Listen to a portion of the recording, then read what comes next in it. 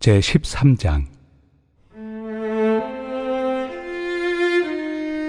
내가 사람의 방언과 천사의 말을 할지라도 사랑이 없으면 소리나는 구리와 울리는 꽹과리가 되고, 내가 예언하는 능력이 있어 모든 비밀과 모든 지식을 알고 또 산을 옮길 만한 모든 믿음이 있을지라도 사랑이 없으면 내가 아무것도 아니요, 내가 내게 있는 모든 것으로 구제하고 또 내 몸을 불사르게 내줄지라도 사랑이 없으면 내게 아무 유익이 없느니라. 사랑은 오래 참고, 사랑은 온유하며 시기하지 아니하며, 사랑은 자랑하지 아니하며 교만하지 아니하며 무례히 행하지 아니하며 자기의 유익을 구하지 아니하며 성내지 아니하며 악한 것을 생각하지 아니하며 불의를 기뻐하지 아니하며 진리와 함께 기뻐하고 모든 것을 참으며 모든 것을 믿으며 모든 것을 바라며 모든 것을 견디느니라. 사랑은 언제까지나 떨어지지 아니하되 예언도 패하고 방언도 그치고 지식도 패하리라. 우리는 부분적으로 알고 부분적으로 예언하니 온전한 것이 올 때에는 부분적으로 하던 것이 패하리라.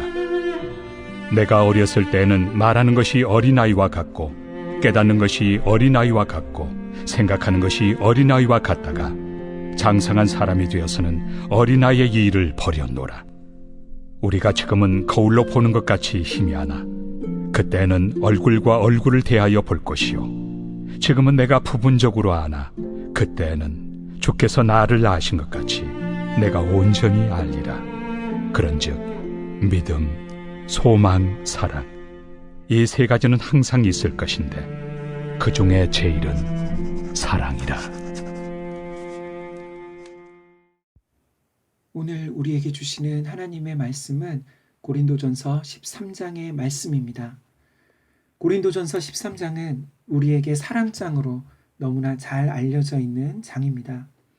바울은 고린도전서 11장에서 예배에 대한 문제를 다루기 시작했는데요. 그 주제가 14장까지 계속됩니다. 그 사이에 예배에서의 남자와 여자, 그리고 성찬, 은사에 대한 내용이 나왔습니다. 이제 13장은 그 중심에 들어가 있는 내용입니다. 다시 말해 고린도 교회의 예배와 은사에 대한 모든 문제의 가장 중요한 원리는 바로 사랑이라는 것입니다. 13장을 시작하기에 앞서서 바울은 12장 31절에 고린도 교인들에게 더욱 큰 은사를 사모하라고 말하며 동시에 가장 좋은 길을 너희에게 보이리라는 말씀으로 13장으로 넘어가고 있습니다. 그 가장 좋은 길이 바로 사랑이라는 것이지요. 여기서 먼저 생각해야 할 것은 사랑은 은사가 아니라 성령의 열매라는 것입니다. 은사는 하나님께서 어떤 사람들에게 필요하면 주시는 선물과 같아서 모든 사람에게 다 있는 것은 아닙니다. 그러나 사랑은 성령의 열매이기 때문에 곧 모든 그리스도인들에게 반드시 있어야 하는 것이라고 할 수 있습니다. 그러면 이제 본문은 어떻게 이루어져 있을까요? 처음 부분인 1절부터 3절에는 사랑에 대한 중요성, 곧 사랑이 얼마나 중요한가에 대한 내용이 나오고 4절부터 7절에서는 사랑은 무엇인가라는 사랑의 특성에 대한 말씀이 나오고 마지막으로 8절부터 13절에서는 사랑이 얼마나 위대한가에 대한 내용으로 이루어져 있습니다. 이제 1절에서 바울은 내가 사람의 방언과 천사의 말을 할지라도 사랑이 없으면 자신은 시끄럽게 울리는 꽹과리와 같이 오히려 해를 끼치는 자가 된다고 말씀합니다. 또 2절에서는 내가 예언을 하는 능력이 있고, 여기서 예언이란 하나님의 뜻을 전하는 설교와 같은 것인데요. 그 예언을 통해 하나님의 뜻의 비밀과 지식을 말하고 그래서 심지어 산을 옮길 만한 믿음이 있어도 사랑이 없으면 자신은 아무것도 아니라고 말합니다. 3절에서는 내 모든 소유를 가지고 남을 구제하고 심지어 내 몸을 불살을 정도로 다 내어준다 할지라도 사랑이 없으면 자신에게 아무 유익이 없다고 말씀합니다. 여기서 우리가 생각해야 할 두 가지 교훈이 있는 것 같습니다. 그것은 첫 번째로 사랑이 없어도 그 모든 엄청난 일들을 할 수 있다는 것입니다.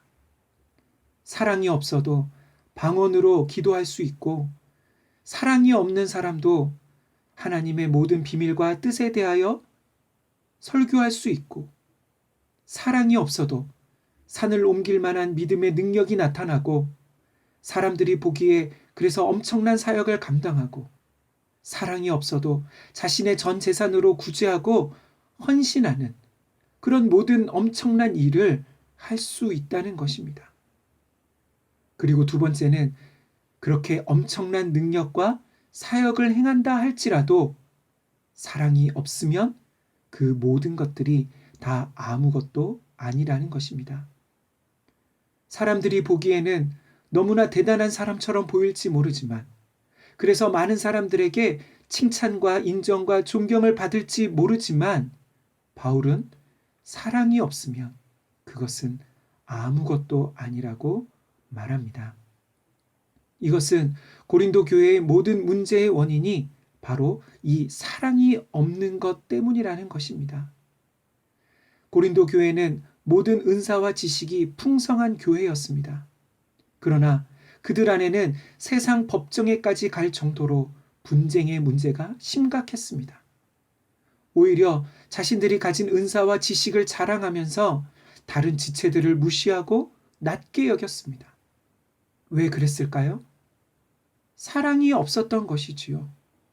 바울은 교회의 은사와 지식이 필요 없다는 것이 아닙니다. 그것들이 사랑 안에서 행해질 때 비로소 공동체의 덕을 세우고 유익이 될 수 있다는 말입니다. 이제 4절부터 7절에서는 바울은 15개의 동사를 사용해서 사랑이란 무엇인가에 대하여 말씀합니다. 다시 말해 사랑은 어떤 감정적인 열정이라고 하지 않습니다. 사랑은 우리 마음 안에만 있는 어떤 정적인 것이 아닙니다. 그래서 사랑한다고 말로만 고백하는 것이 아니라 행동으로 나타나야 한다고 말합니다. 마치 하나님의 사랑은 우리를 사랑한다고 말씀만 하신 것이 아니라 그 아들 예수 그리스도를 십자가에 죽기까지 내어주신 것으로 그 사랑을 보여주셨다는 것이지요. 그리고 바울은 사랑은 다른 사람들과의 관계에서 우리의 인격을 통해 나타나는 것임을 가르쳐주고 있습니다. 사랑의 특성 첫 번째는 오래 참는 것입니다. 7절에 사랑의 모든 특성의 마지막에도 사랑은 모든 것을 견디는 것이라고 말하는데요. 곧 인내하는 것이라고 말씀하고 있습니다. 이것은 누군가 나에게 해를 입히고 상처를 주었을 때 나에게 보복할 능력이 있지만 그것을 참는 것을 의미합니다. 마치 다윗이 자신을 죽이기 위해 끊임없이 추격하는 사울을 2번이나 죽일 기회가 있었지만 살려주었던 것과 같은 것이지요. 두 번째로 사랑은 온유한 것입니다. 이것은 부드럽고 따뜻하게 상대방에게 친절한 것입니다. 사랑한다고 하면서 상대방에게 화를 내고 거친 말을 하거나 상처 주는 말을 한다면 그것은 사랑이 아닌 것이지요. 마치 부모에게 또는 자녀에게 사랑한다고 하면서 함부로 말하지 않는 것입니다. 그리고 세 번째는 8가지 사랑의 부정적 정의가 이제 세 번째 이유로 나오고 있습니다. 이것은 사랑은 무엇이 아니라는 것입니다. 사랑은 시기하지 않는 것이라는 말이 나옵니다. 무엇보다 고린도 교회 안에는 질투와 시기 때문에 그 모든 분쟁이 일어났습니다. 교회 안에 서로에 대해 험담하고 비방하는 말을 하고 서로를 헐뜯고 상처를 준 것이지요. 그리고 나오는 사랑은 교만하지 않고 무례히 행하지 않으며 성내지 않는 것입니다. 그런데 이 모든 것의 중심에는 자기의 유익을 구하지 않는 것이 있습니다. 다시 말해 시기와 자랑과 교만과 그 모든 것은 자기만 생각하는 이기적인 마음 때문이라는 것이지요. 그리고 나오는 사랑은 악한 것을 생각하지 않는 것입니다. 원래 이 말의 원어는 회계학 용어에서 빌어온 것인데요. 그것은 차곡차곡 무엇인가 계산해 놓는 것을 의미합니다. 다시 말해 이것은 누군가 나에게 상처 주었던 일에 대해서 마음 가운데 차곡차곡 쌓아두고 있는 것입니다. 용서하지 않는 것이지요.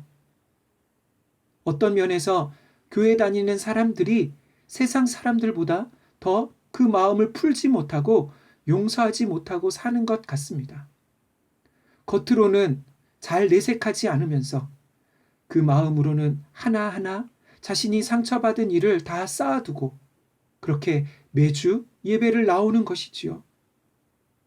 그리고 마지막으로 사랑은 모든 것을 견디는 것입니다. 이것은 연약한 사람들의 인내입니다.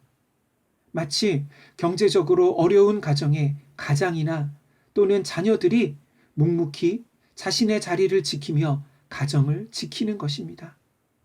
마치 어떤 교회가 재정적으로 어렵고 분쟁 때문에 많은 사람들이 그 교회를 떠났지만 어떤 성도들은 교회를 떠나지 않고 자신의 자리를 묵묵히 지키는 것이지요. 왜요? 그것이 사랑이라는 것입니다. 사랑하는 성도 여러분, 이 모든 것들을 자세히 생각해 보면 누가 떠오르십니까? 바로 예수님이 생각나는 것 같습니다. 위에서 바울이 말한 모든 사랑의 덕목들은 바로 예수님 안에 다 나타났습니다. 그래서 사랑은 이라는 말 대신에 예수님은 이라는 말로 바꿔 읽어도 될 것 같습니다. 무엇보다 예수님은 십자가의 죽으심으로 우리에게 그분의 사랑을 나타내 보여주셨습니다. 그래서 우리가 사랑해야 할 이유는 바로 내가 그 사랑을 받았다는 것을 알기 때문인 것이지요. 사랑하는 성도 여러분, 우리는 왜 10,000달란트를 탕감받았으면서도 우리에게 100데나리온 빚진 자를 용서하지 못하는 그런 사람처럼 살아갈까요? 그것은 아직도 우리가 어떤 사랑을 받았는지 모르기 때문인 것 같습니다. 무엇보다 사랑하라는 말은 예수님처럼 살자는 것입니다. 예수님을 닮아가자는 것입니다. 그래서 오늘 하루 그리고 이제 얼마 남지 않은 올 한 해, 한 달 동안 무엇보다 우리 안에 사랑의 열매를 거두는 사랑으로 충만해지는 저와 우리 모든 산돌의 교우들이 되시기를 간절히 소망합니다. 아멘.